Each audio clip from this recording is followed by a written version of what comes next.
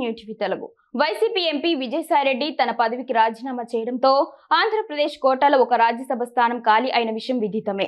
ఖాళీ అయిన రాజ్యసభ స్థానానికి సంబంధించి నెలకొన్న ఉత్కంఠకు తెరపడింది. ఈ స్థానానికి జరగనున్న ఉప ఎన్నికల్లో ఎన్డీఏ కూటమి అభ్యర్థిగా బీజేపీ సీనియర్ నేత పాకా వెంకట సత్యనారాయణ పేరును పార్టీ అధిష్టానం అధికారికంగా ఖరారు చేసింది. ఈ స్థానానికి ఇంకా 2 ఏళ్ల పదవీ కాలం మిగిలి ఉంది. ఈ నేపథ్యంలో కేంద్ర ఎన్నికల సంఘం ఇటీవల ఉప ఎన్నికకు నోటిఫికేషన్ జారీ చేసింది. మంగళవారం మధ్యాహ్నం 3 గంటలకు నామినేషన్ల దాఖలు గడువు ముగి ఉండడంతో అభ్యర్థి ఎంపికపై సర్వత్రా ఆసక్తి నెలకొంది.